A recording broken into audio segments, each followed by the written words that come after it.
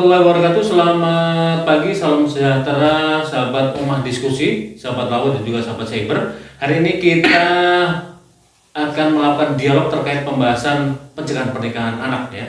Dimana dari sisi jumlah kasus tahun ini kayaknya ada peningkatan gitu di Kabupaten Magetan. Dan kita akan membahas tema tersebut dengan dua narasumber kita, yaitu dari Kementerian Agama, Bapak Ihsanuddin. Ya. Selamat pagi Pak Ihsanuddin. Selamat pagi Mas Koco. Sehat Pak Ihsanuddin? Alhamdulillah sehat selalu. Beliau adalah multi talent banget gitu ya. Multi talent banget ya. Iya. Semuanya aja bisa Bang ya. Iya. Siap. Termasuk juga untuk bagaimana mencegah pernikahan dini yang ada di Kabupaten Magetan. Nanti kita akan ngobrol ini terkait hal tersebut ya. Bagaimana sih upaya dari Kementerian Agama untuk meminimalisir Pak ya adanya pernikahan anak. Dan juga dari Pengadilan Agama Kabupaten Magetan, Mas Helmi Zia Fuad gitu ya. Namanya agak susah banget sih Mas. Ya itu pemberian orang tua.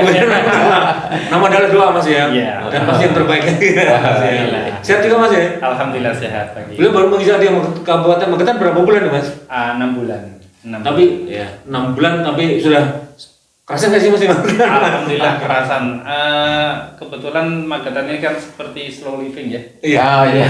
Sebenarnya masih sejuk enak, tapi Tenang, damai. tapi di tengah kedamaian itu ternyata banyak perkara juga. Banyak tantangan lagi. Banyak tantangan. Iya itu tantangan. Ya itu memang dinamika hidup yang memang harus kita jalin ya Mas. Sesuai tugas kita masing-masing gitu ya. Pak Ihsanuddin, saya ke jenengan dong Pak terkait jumlah kasus yang saya dengar sih ada peningkatan ya untuk jumlah pernikahan anak di Kabupaten Magetan. Iya. Sebenarnya kalau dari beberapa tahun belakangan itu ada penurunan yang signifikan ya sebenarnya ya. Mulai dari tahun 2021, kemudian 2002 makin turun sampai tahun 2024 itu kemarin itu ada di kisaran 50-an, 56, 54 gitu. Itu kalau yang konseling itu tahun 2024 itu 54. Iya. Kalau yang nikah waktu itu sampai 56. Ada perbedaan kan ini. Jadi ini konseling terus ini nikah itu ya. Yang nikah 56.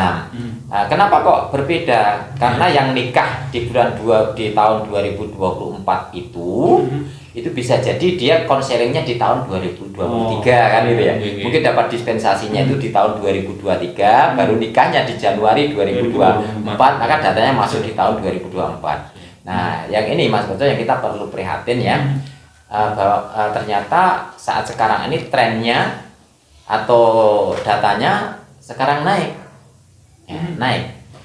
Kalau di konseling kami di P2TP2A itu sementara sudah 58. Artinya ada peningkatan dari tahun 2024. Nah, kemudian data di pernikahan yang sudah menikah sampai bulan November. Jadi Desember belum terlihat. Itu sudah di angka 70-an. Jadi ningkatnya gratis sekali. Ya. Jadi ini akan ada perbedaan data ya. Itu tidak masalah karena masing-masing punya database sendiri. Nah, jadi nanti yang dispensasi nikah nanti beda lagi datanya. Ya, yang dispensasi nikah itu beda lagi datanya. Ya, sekali lagi itu tadi yang mungkin dispensasi nikah itu sekarang Desember ini dapat ya Mas ya. Nikahnya bukan di 2024. Iya. Nah, nanti mungkin bisa jadi gitu ya? bisa jadi nanti di tahun 2025. Jadi perbedaan itu ada di situ nanti. Yang progresnya tetap berjalan gitu Pak ya. Karena memang dari proses juga gitu ya. Iya. Di masing-masing data gitu kan. Iya, ini artinya ya masing-masing berproses sendiri-sendiri nanti artinya. Pak Ihsan, itu apa sih yang menyebabkan, dan konseling pastinya ada dong alasan mereka kenapa sih harus menikah usia dini kayak gitu? Ya, sebenarnya ini ya, alasan menikah atau sebab-sebab menikah dini itu ada beberapa. Di antaranya pertama adalah pendidikan yang rendah. Nah, pendidikan rendah. Terus kemudian dari faktor ekonomi keluarga itu begini. Serasanya nyekolah nih dirabekno ya. Nah, itu ada. Ya. Ada juga keinginan orang tua itu begini. Orang tua itu kan kalau wes nyumbang itu Mas ya. Iya. Nyumbang di mana-mana gitu ya. Becek mana-mana itu. Nah, ada pemikiran begini. Aku nek randang mantu kok orang ngunduh. Nah, itu ada ya. Terus kemudian Tadi ya pendidikan rendah, terus faktor ekonomi. Di tempat-tempat tertentu ada kultur nikah dini, nikah muda itu ada. Iya. Terus kemudian karena salahnya pergaulan. Nah, jadi karena salah atau free sex lah, Iya. seks bebas. Nah, Gitu aja bebas gitu ya. Nah, terus kemudian yang kelima itu adalah kehamilan yang tidak diinginkan.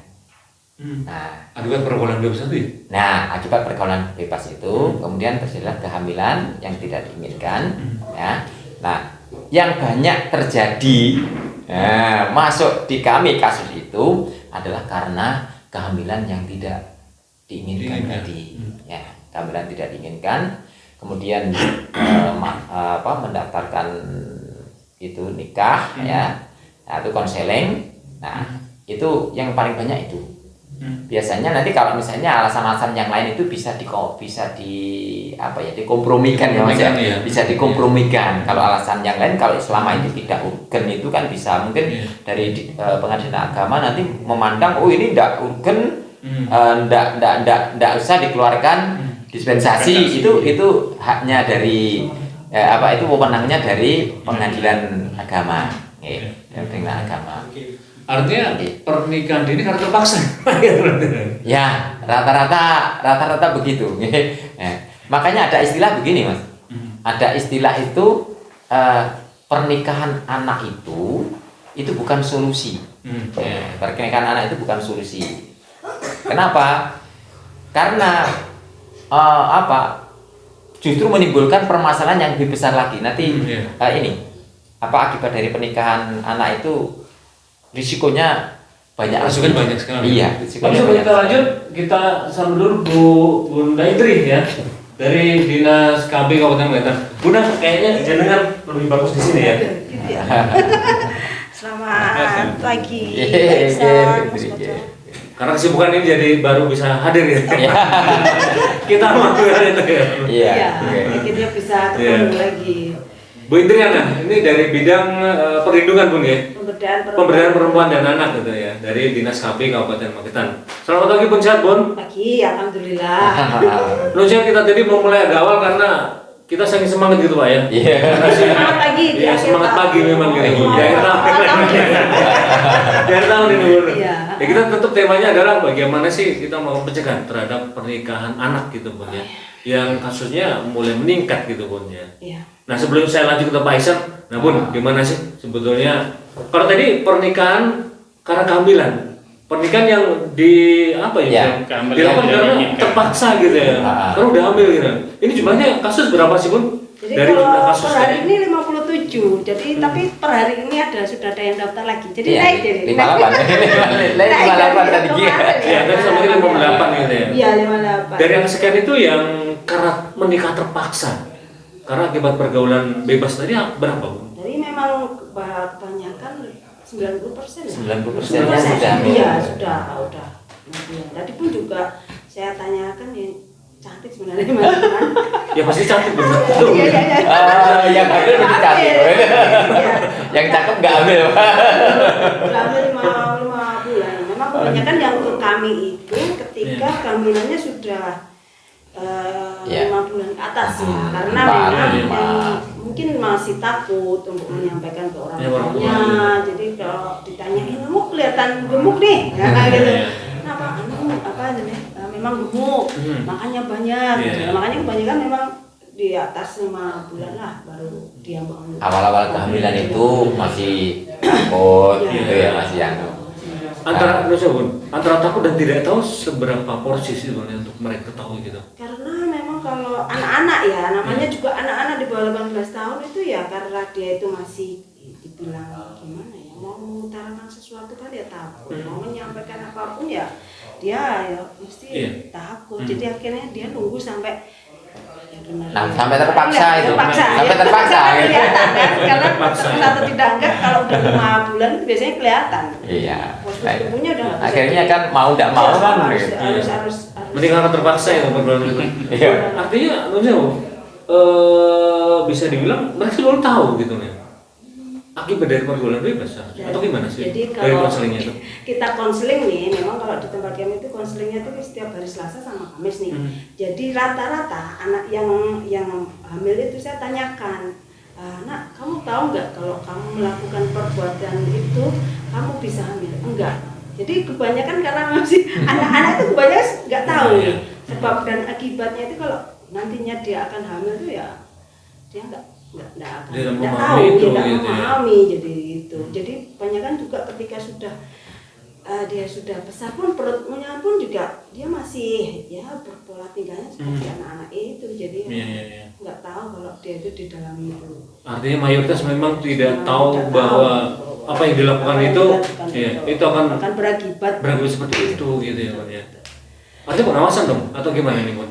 Ya salah satunya memang pengawasan dari keluarga ya. Jadi memang ketika anak-anak sudah menginjak dewasa, penggunaan media sosial, ketika gadgetnya juga berpengaruh, pengawasan ketika dia bergaul sama siapa. Mungkin kalau sekarang itu banyak kan anak-anak kalau nggak punya pacar kan kayak apa ya? Trennya begitu ya. Kalau nggak punya pacar terus dia nggak gaul ya. Jadi berlomba-lomba untuk punya pacar ya yang dipamerkan lah itu kan seperti itu. Jadi kebanyakan memang seperti itu. Artinya media sosial juga pengaruh ya, karena itu gaya hidup gitu ya. Iya. Bahwa mereka memamerkan bahwa saya punya pacar seperti itu juga. Kayak mungkin sekarang kalau media massa HP itu kan konten primer. Media sosial ya. Iya, jadi mereka kalau nggak ada saya cepuin. Jadi itu makanya kebanyakan anak-anak sendiri pun juga saya tanyakan nih ketika berkenalan sama yang cowoknya itu salah sambung dan sebagainya. Jadi makanya salah sambung itu modus loh. Ini salah modus ya. Iya modus ya. Memang ada gini, Mas Koco itu ada satu tren ya. Ini justru bukan di anak-anak SMP, di anak-anak SD itu sejak kelas 4, kelas 5 itu kalau nggak punya pacar itu rendahan, insecure istilahnya ya. Insecure apa itu? Minder ya, minder. Makanya gini, ini pernah kami temui juga. Ada anak itu cantik gitu. Terus pacarnya itu walah ireng elek dari sisi fisik itu gak pas lah gitu. Sampai saya tuh mikir gini, loh kamu tuh nggak pakai kacamata apa mau saya lihat gitu ya. Saya tanya gini, itu pacar kamu? Iya. Benar pacar kamu? Iya. Kamu mau? Lah kenapa kamu? Daripada nggak punya pacar. Jadi bukan kok masalah belum cinta-cinta loh ini. Ini masalah bukan masalah cinta. Jadi masalah daripada tidak punya pacar. Pak, saya kembali ke media sosial dong. Apakah ini juga pengaruh gitu? Karena ada beberapa yang insecure-nya, lu DP-nya nggak punya pacar gitu atau sebenarnya apa sih? Ini pengaruh nggak sih terhadap mereka gaya hidup sekarang itu dengan media sosial itu? Iya. Jadi awalnya gitu kan, awalnya sekedar gitu. Orang yang nggak punya pacar itu nanti kadang dia diejek gini, halo jomblo. Itu ternyata anak-anak itu sudah ya, halo jomblo yang nggak punya pacar ya. Nah. Dari pengen sekedar punya pacar, dari situlah kemudian hubungan itu berlanjut. Jadi bukan masalah cinta dan tidak. Mereka ya itu tadi akhirnya udah punya pacar, kamu sama pacar kamu ngapain itu mereka saling ini pameran gitu ya. Oh saya udah diajak sana, saya ini. Nah akhirnya mereka sampai kepada kejadian yang menyebabkan mereka hamil. Nah ini fenomena ini yang terjadi seperti itu. Ya. Makanya tadi kembali ke Bu Indri tadi, betul ketika nanti pihak keluarga itu memiliki dominan ya, dominasi ke anak, jadi termasuk pengawasan, bukan pengawasan ya menurut saya sebenarnya ya, tercukupinya kasih sayang. Nah itu lebih efektif daripada pengawasan. Kalau orang tua akan ngawasi, tapi kalau orang tua mencukupkan kasih sayang, maka anak itu akan dekat ke orang tua dan itu mereka tidak begitu peduli dengan mencari keluar godaan karena dari orang tua itu sudah tercukupi, kasih sayang tercukupi, kebutuhan tercukupi, bahkan mereka lebih bahagia daripada punya pacar. Nah itu kan. Artinya komunikasi juga bermasalah dengan orang tua dengan kejadian seperti ini, Mas. Ya, kembalinya bagaimana komunikasi di rumah itu Komunikasi di rumah itu bisa terjalin. Nah, kalau nanti sudah terjalin, maka anak itu nanti makin punya kepercayaan diri, makin punya kebanggaan terhadap keluarga. Mereka tidak mudah terpengaruh gitu loh, tidak mudah terpengaruh. Dan orang tua kalau misalnya keluarga itu harmonis, orang tua itu ngomong itu didengar sama anak. Dan pasti juga memantau apa yang terjadi dengan anak-anak kita gitu Bang. Iya. Umpamanya mungkin jauh ya, anak diam aja di rumah itu kita harus tahu gitu Bang ya. Itu karena Bisa lebih bahaya itu ya. Berarti bukan berarti yang di luar juga yang di dalam pun juga perlu pengawasan bisa. Jadi memang ya anak sekarang itu gitu. Musuhnya kan, musuhnya itu musuh dunia maya nggak sih? Ya itu. Iya, makanya ini loh. Harmonisasi di keluarga itu ketika anak sudah enjoy dengan orang tua. Nah, dia cerita kalau ada masalah. Iya, ada masalah dia cerita, ada butuh dia cerita gitu. Nah, ini maaf kita tidak serta-merta menyalahkan anak. Jadi justru orang tua lah yang harus mengambil peran di sini. Nah, yang ini ya Mas Koco ya, ini akhirnya begini. Orang tua itu yang abai terhadap anak, justru itulah awal anak itu terjerumus. Mungkin karena kesibukan dan sebagainya Pak ya? Ya bisa sih dari kesibukan, tapi sebenarnya perhatian tuh harus ya, wajib ya. Asalkan mereka punya quality time ya, kalau saya mengistilahkan quality time. Mungkin tidak full sehari ya. Tapi ketika mungkin sore mereka bisa menjamin kedekatan hati, mereka sholat bareng, makan bareng, ngobrol bareng. Tidak lama lah, paling hanya 2 jam. Itu sudah membuat anak terikat hatinya dengan orang tua. Nah ini orang tua yang kadang nggak peduli di sekolah di mana itu, di tempat kerja mereka sibuk, pulang di rumah itu HP-nya nggak berhenti juga. Inilah yang menyebabkan dengan anak itu enggan. Nah anak pegang HP sendiri, orang tua pegang HP sendiri. Mereka berkumpul dalam satu rumah, tapi tidak ada komunikasi. Nah makanya dari mana kita mencegah? Dari rumah dulu. Dari rumah dulu yang kita harapkan itu dari rumah dulu ya. Saya sebelum ke Mas Helmi, saya ke Bu Indra dulu. Bun, dari 57 ya datanya dengan itu ya, berapa sih yang anak mungkin usia SD gitu yang hamil? Kalau yang akhir-akhir ini sekitar 2 atau 3 lah yang untuk per tahun ini ya. Memang 2 itu yang masuk ke dinas gitu ya. Karena memang kalau kita lihat logikanya kalau ketika SMP kelas 1 itu udah SMP kelas ninjak kelas 2 dia sudah melahirkan, otomatis kan kan ada 1 tahun ya. Setidaknya antara umur 12 yang usia kelas 6 SD gitu ya.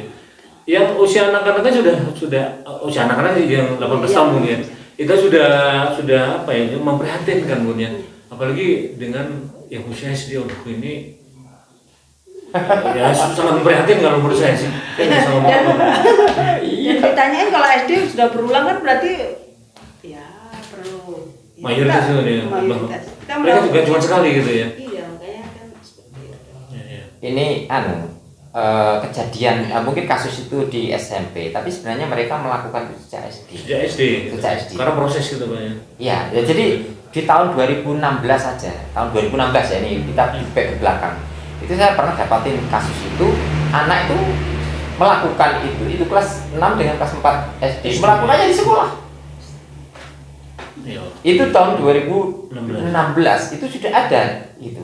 Apalagi sekarang tahun berapa ini ya? Sudah 9 tahun berlalu ya. Lebih canggih lagi, padahal ketika itu ketika itu belum gadget belum secanggih sekarang. Gitu. Belum semasif sekarang. Ya, nah makanya ini harapan kita itu ada kepedulian dari orang tua itu.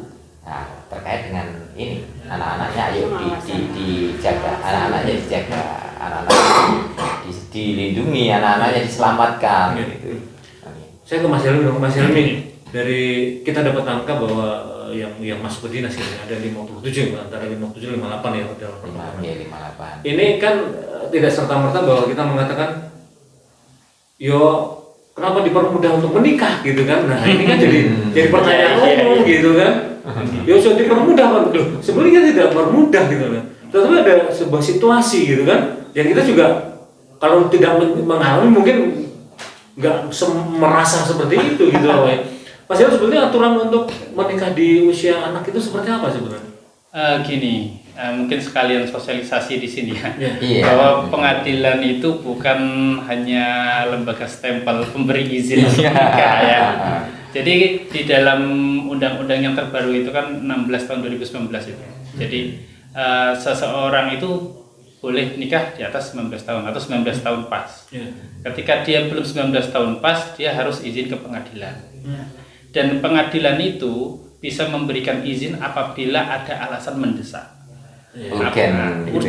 Jadi apa sih yang dikategorikan mendesak di sana itu ya memang apabila tidak dinikahkan itu lebih banyak bahayanya. Madorotnya. Jadi memang setiap hakim berbeda dalam menafsirkan apa kata mendesak itu. Ya, jadi cuman beberapa perkara yang saya tangani di pengadilan itu, saya periksa dispensasi nikah. Itu kan kita punya cara penanganan khusus. Kalau kita biasanya memeriksa perkara yang harusnya pakai toga, di depan anak kita tidak boleh. Bagaimana anak itu harus menjadi enjoy dan terbuka. Selain kata mendesak itu juga harus ada, memang itu dari kemauan anak.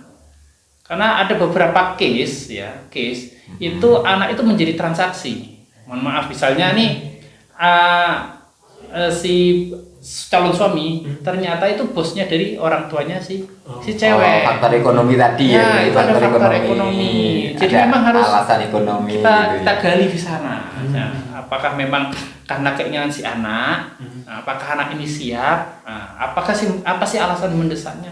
Ternyata kalau anak tidak nyaman kan biasanya karena paksaan orang tua kan akhirnya apa yang ditanya oleh hakim menjawab aja. Makanya ada teknik-teknik hakim itu bagaimana menggali keinginan seorang anak ini sebenarnya keinginannya dia apa bukan sih? Nah kalau ketahuan memang bukan keinginan dia dan memang tidak ada alasan mendesak gitu ya, akhirnya walaupun faktor ekonomi mohon maaf tetap memang asasnya kan kembali kepada asas terbaik buat anak ya. Anak itu wajib untuk berkembang tumbuh terus mendapatkan pendidikan dan sebagainya, ya mau nggak mau kita tolak terkait dengan itu. Tapi ada juga yang tidak hamil kita kabulkan. Saya juga pernah mengabulkan perkara itu. Jadi si anak ini dari lulus SD tidak lagi sekolah, tapi dia bekerja. Kebetulan dia jadi tulang punggung orang tuanya, ibunya sudah meninggal, bapaknya stroke kalau nggak salah sih. Dan dia 2 bersaudara. Adiknya yang satu itu diadopsi oleh orang lain. Jadi dia satu-satunya, dia jadi ART kemana-mana sampai akhirnya ayahnya meninggal. Hiduplah sebatang kara. Usia kalau nggak salah ingat saya usia 17 tahun. Ini cewek, perempuan. Kalau di dalam peraturan Mahkamah Agung nomor 5 tahun 2019 itu, kalau undang-undang kan itu hukum materialnya ya. Kalau perma itu kan hukum formil syaratnya. Jadi ketika dia mengajukan, dia tidak ada orang tua. Padahal yang wajib dalam peraturan Mahkamah Agung itu kan orang tua yang mengajukan untuk dispensasi nikah. Dia tidak punya orang tua. Akhirnya saya menggali hukum itu. Ini bagaimana nih? Kalau kita melihat keterpentingan terbaik buat anak, saya periksalah saksi-saksinya. Memang dia tidak punya orang tua. Kebetulan tetangga waktu di situ yang jadi saksinya. Terus bagaimana kehidupan sehari-hari ini? Benar gak ini pacarnya? Iya, tiap hari dia nginep di situ dan sebagainya. Wah, ini akhirnya saya tanya, karena ini nggak saya nyebutin nama ya, jadi nggak masalah.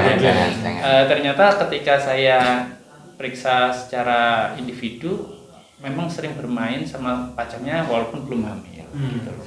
Jadi hal-hal itulah yang faktor-faktor seperti itu akhirnya saya kabulkan daripada dia sebatang kara kerja sana sini terus mohon maaf cuman dimanfaatkan atau diinvestasi sama pacarnya kan. Akhirnya saya nasihati di situ, saya kabulkan dan saya beri nasihat kepada calon suaminya bahwa ketika kalian menikah ini menjadi tanggung jawab calon suami. Jadi banyak faktor sebenarnya Pak. Tapi kalau mayoritas di Magetan ya, yang banyak Magetan itu kebanyakan memang karena pengawasan. Benar apa kata Pak Ihsanuddin itu. Dan equality time sama keluarga itu jarang. Memang saya tanya, orang tuamu kerja Pak? Kebanyakan buruh. Jadi faktor ekonomi itu. Jadi saya gimana Pak Hakim mau mengawasi? Orang saya tiap pagi ke sawah, ibu pulang, dan hal-hal kayak gitu kan nggak bisa sampai rumah pun namanya orang yang buruh ya saya tahu kerjanya bagaimana pasti capek, sampai rumah ya istirahat. Nah itu di sana memang kalau saya pribadi ini dari kacamata. Kalau pengadilannya tidak bisa mencegah ya, karena dia hanya pasif. Kalau ditanya pendapat mungkin bisa berpendapat. Ada salah satu tempat harusnya yang terdepan itu adalah pemerintahan desa. Pemerintahan desa. Kalau saya pribadi ya, karena kalau Kemenak itu faktor dari agama dan konselingnya, tapi kan tidak bisa intens ke desa-desa. Kalau pemerintah desa itu kan ada program pemerintah itu kan selain mengembangkan UMKM, terus kan selain terkait tentang koperasi juga ada tentang peningkatan SDM. Iya, peningkatan SDM. Peningkatan SDM itu harusnya mereka lebih depankan di sana. Bahwa pendidikan itu penting, bahwa pernikahan dini itu sangat menyakitkan. Masa-masa di mana iya. Jadi hakim lebih ke pencegahan gitu ya. Iya, lebih pencegahan. Kalau hakim kan tidak hanya melihat bahwa oh ini memang urgent harus dinikahkan. Yang penting kita kasih nasihat, kita kasih masukan kepada misalnya faktornya kebetulan waktu itu si suami penghasilannya tidak banyak kan wajib itu. Faktor ekonomi itu kan harus ditanyain, calon suamimu apa, kerjanya apa, penghasilannya berapa, apakah kira-kira cukup apa tidak. Nah, ketika kami tanya dan memang tidak cukup, misalnya pas ngepres lah untuk UMR lah bahasanya kan, itu kita wajibkan baik orang tua calon si anak ini sama calon mempelai itu kita wajibkan untuk membantu perekonomian rumah tangga mereka. Tapi dengan konsekuensi satu, tidak boleh intervensi masalah rumah tangga. Jangan sampai ada dalam satu rumah tangga itu ada 2 matahari kembar ya, itu menjadi konflik antara anak dan mertua. Iya makanya. Jadi kami hanya bisa masukan memberi seperti itu, dan ya kalau boleh berpendapat sih sebenarnya ya lebih kedepankan aparatur desa terkait itu tadi pencegahan tadi. Mas, kalau permohonan sejauh ini Mas yang usia dini, katanya ada 58 kasus gitu Mas ya, yang ke pengadilan sih untuk saya hanya membandingkan antara tahun lalu sama tahun ini ya. Kalau tahun lalu itu ada sekitar 70 perkara dengan 66 kabul. 66 kabul. Jadi 4 tuh ada yang 1 ditolak, ada yang 1 gugur karena tidak diteruskan, ada yang 1 NU, ada yang 1 masih berlanjut di perkara 2025 kalau salah. Yang 2025 sendiri ini sampai saat ini ya, itu ada 66 kabul, 66 perkara dengan 61 kabul, 1 ditolak, yang 3 masih proses. Artinya memang tidak semudah itu gitu ya sebetulnya, karena harus ada proses banyak sekali gitu. Iya, tadi yang apa yang dikasih kita lebih pada syarat izinnya dipersulit ya. Sedangkan sampai di pengadilan itu di persidangan kita hanya melihat apakah benar dia ini memang urgent untuk dinikahkan apa tidak. Tapi kalau mayoritas kalau kita sudah mohon maaf bukannya kalau mau di ACC hamil duluan itu enggak, tapi memang bagaimana lagi kan. Jadi memang begitu. Jadi memang hakim itu dilema sebenarnya. Betul. Dia ada 2 sisi, ada sisi positifnya itu dia harus menjaga, hakim itu harus menjaga norma baik norma agama maupun norma sosial kan. Seorang hamil kan harus diselamatkan berarti. Tapi di sisi lain negatifnya memang kita harus memaksa seorang anak itu menjadi orang dewasa. Kan negatifnya di sana. Tapi bagaimanapun jadi situlah dilemanya hakim. Tapi tidak semuanya yang hamil dikabulkan juga ada. Kebetulan orang di sini kan Magetan baik-baik. Jadi jadi walaupun hamil maksudnya bertanggung jawab. Kalau di luar Magetan itu ada yang memang hamil, tapi yang calon mempelainya bukan yang menghamili, itu juga ada seperti itu. Jadi ya tidak berarti kan hanya menuntut aib aja. Kalau memang gitu kan khawatir kami kalau minta kabulkan ya ujung-ujungnya cari buat apa dong? Ini gitu kan? Nah ini yang artinya Bun, dari sekian gitu ya. Ini kan bukan solusi kalau saya bilang untuk menikahkan mereka, bukan solusi. Karena setelah menikah pun banyak sekali permasalahan yang harus dia hadapi gitu. Mungkin dari kecukupan untuk kehidupan sehari-hari, pergaulan juga bisa mempengaruhi karena mereka masih anak-anak gitu loh Bun. Jadi dari pengamatan dinas seperti apa sih Bun? Jadi memang kalau efek yang paling banyak apa gitu loh? Ya memang kalau dilihat dari beberapa kasus yang kita tangani itu memang kalau habis setelah dikabulkan itu banyak kalau sudah nikah gitu Iksan, pulang ke rumahnya masing-masing. Terus habis itu 3 bulan kemudian balik lagi ke kami, lapor lagi terjadi KDRT, perselingkuhan dan sebagainya. Katakanlah anaknya belum lahir aja sudah itu sudah menghadapi permasalahan seperti itu gitu ya. Jadi katakanlah mungkin yang perekonomian ya Pak Hakim tadi. Jadi kalau perekonomian mungkin kalau anak-anak kalau dibilang untuk gaji atau penghasilannya itu kan mungkin kerjanya belum. Kerja di usia seperti itu ya Pak Hakim. Jadi makanya itu jadi permasalahan ya tadi kadang-kadang ada tempat konseling juga sih, tempat kami juga. Ini suami saya nggak nafkahi, terus habis itu nggak ngasih uang pampers, ngasih uang susu, ya seperti itu ya. Jadi saya saya ditinggali terus, suami saya dari terus gitu. Tinggal mancing gitu ya. Ya permasalahan namanya juga anak-anak, jadi pulang ke rumahnya sendiri-sendiri. Yang penting ada legal untuk anaknya, kayaknya seperti itu Pak Kim. Status. Cuman ya itu tadi di Magetan mungkin orangnya masih baik-baik jadi mau bertanggung jawab. Mungkin ada mungkin 1 atau 2 yang mungkin karena ada faktor X tadi namanya yang tidak dinikahi sama yang calon suaminya. Pak Ihsan, artinya ini juga tugas berat dari orang tua juga sebetulnya, bahwa bisa dibilang sih malah kama sebetulnya gitu ya. Karena kalau pengawasannya longgar, kita sibuk kerja dan sebagainya, kan akibatnya kalau pergaulan bebas adalah tetap permasalahan baru gitu Pak. Iya. Jadi sebenarnya begini Mas saja. Jadi pernikahan anak itu berbeda dengan pegadaian. Kalau pegadaian itu menyelesaikan masalah tanpa masalah. Kalau pernikahan anak itu menyelesaikan masalah dan menimbulkan masalah yang lebih besar lagi. Ya. Nah, jadi itu risikonya ya. Ya, di antaranya apa? Tadi sudah disinggung tadi, rentan sekali dengan perceraian. Nah, ya betul tadi Mas Hakim gitu, buat apa nikah terus kalau nanti sebentar lagi cerai. Dan ternyata maaf 75%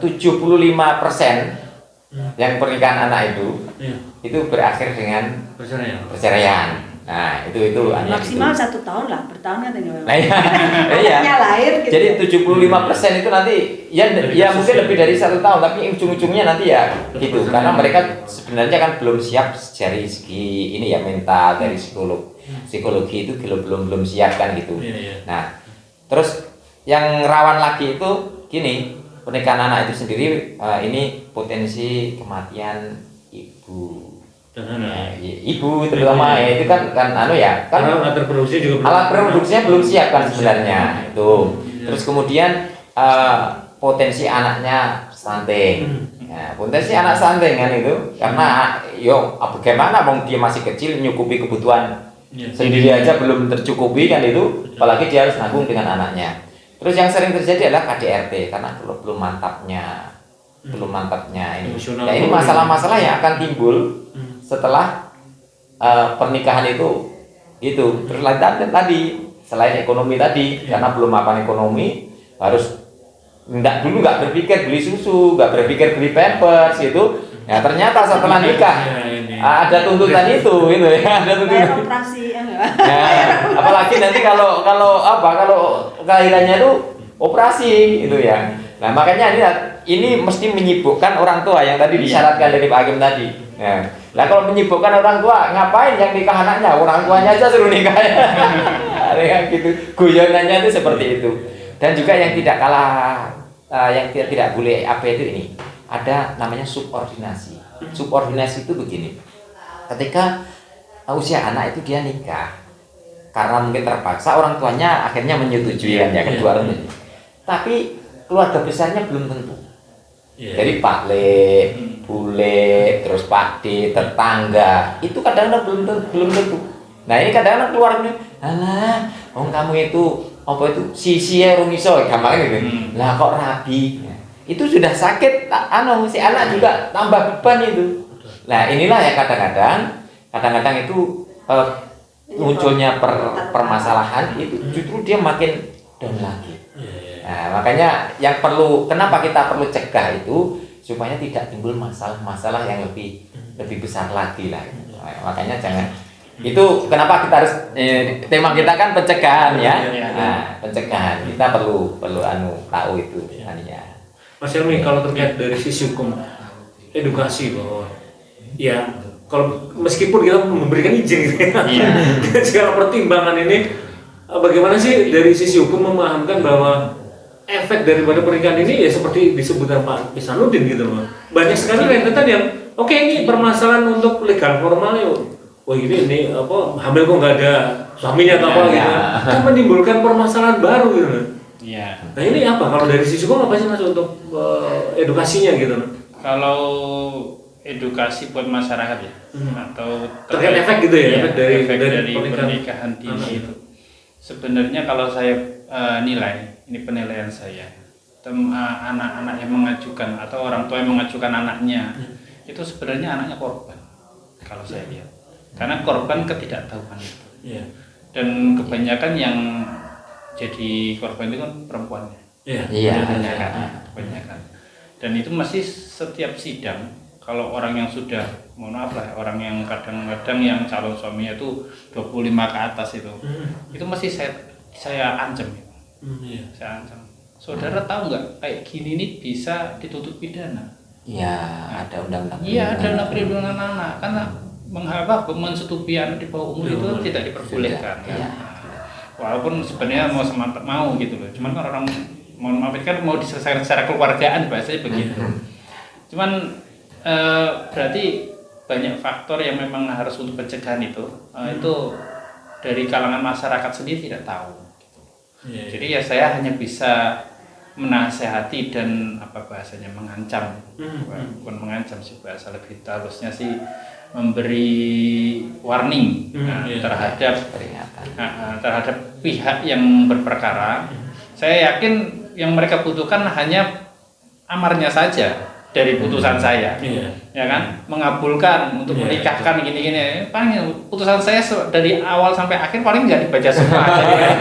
Makanya saya kalau sudah pelaku dewasa bisa terancam hukuman 15 tahun penjara ya. Iya, makanya itu saya bilang ya saya upayakan hanya dalam penasehatan yang sangat lama di persidangan itu. Makanya kan hakim itu ketika memeriksa dispensasi nikah itu wajib menasehati selain anak, calon, orang tua, calon mempelai, orang tua mempelai itu juga wajib.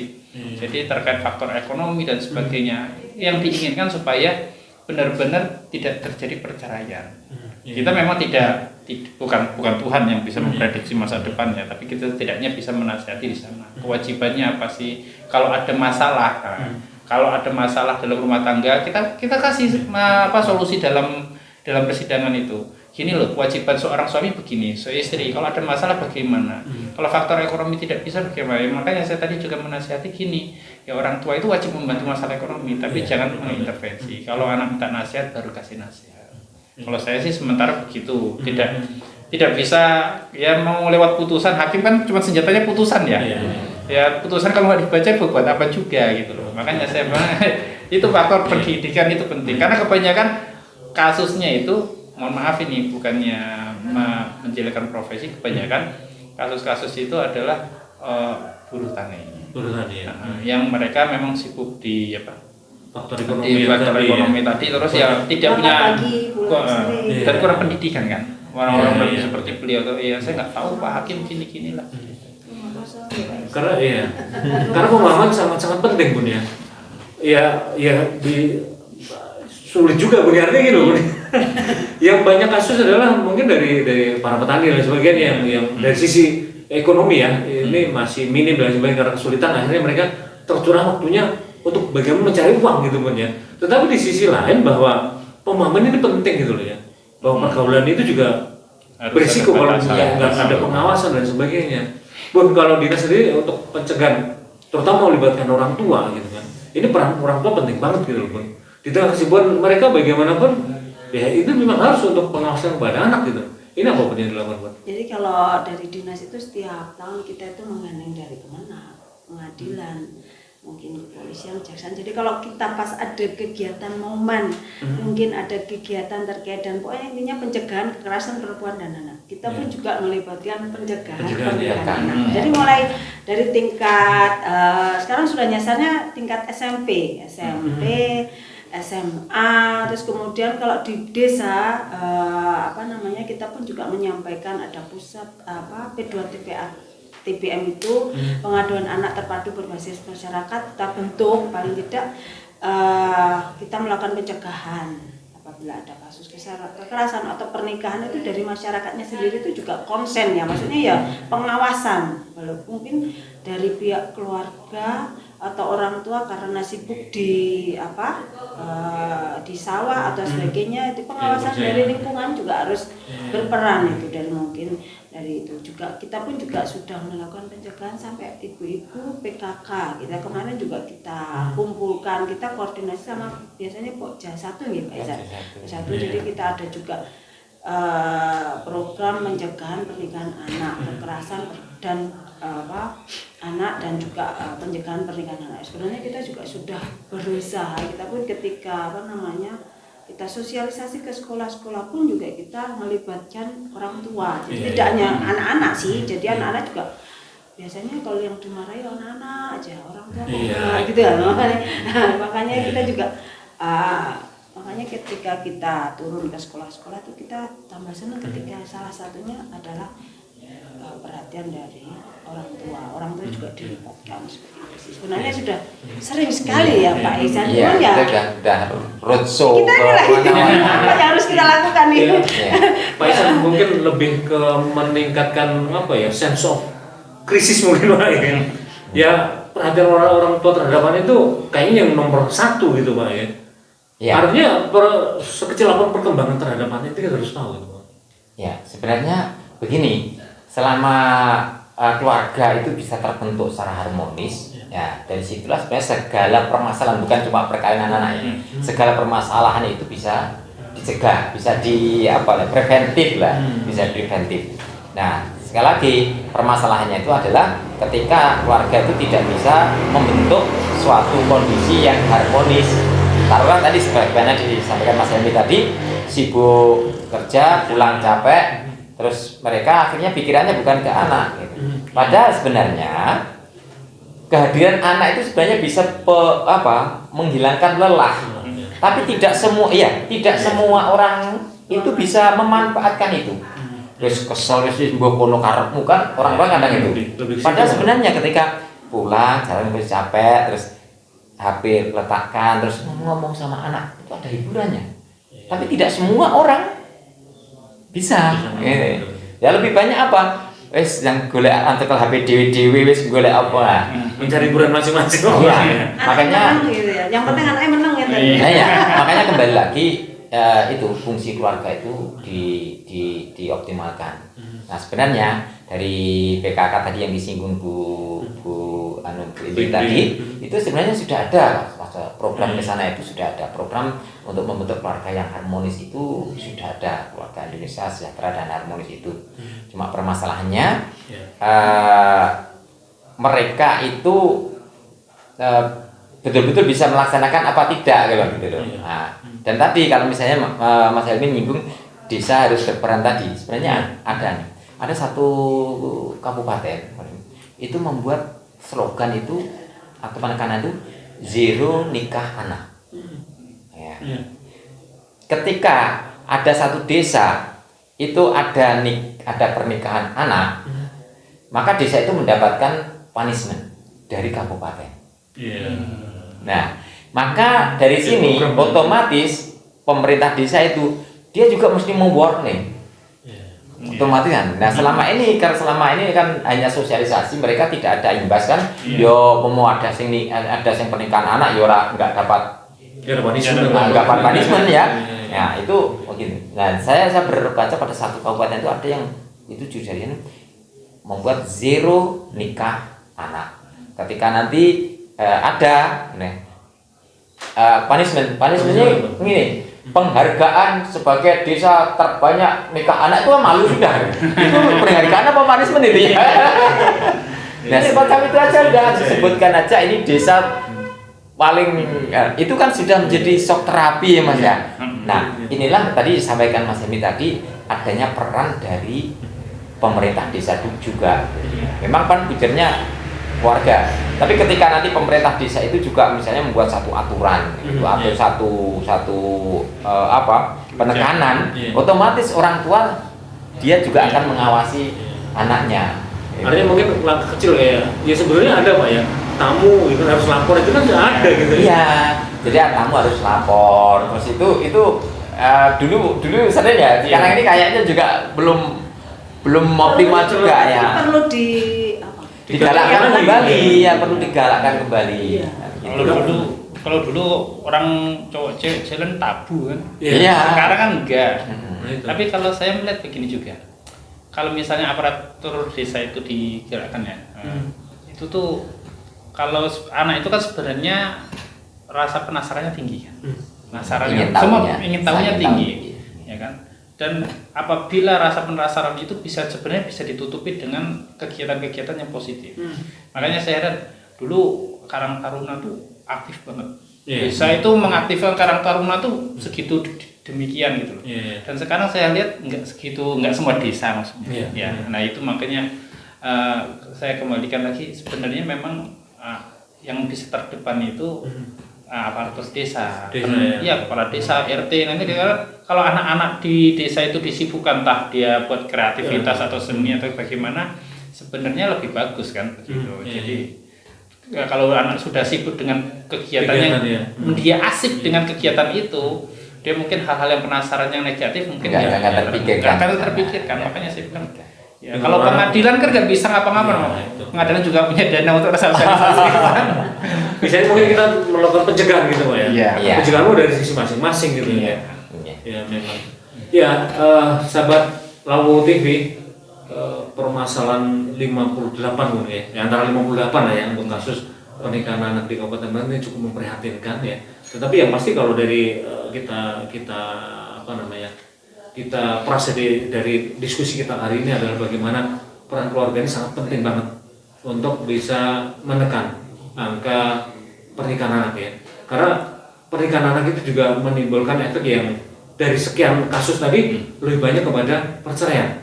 Ini sesuatu yang ada masalah baru gitu ya setelah adanya masalah karena hamil kemudian dinikahkan itu bukan penyelesaian gitu ya.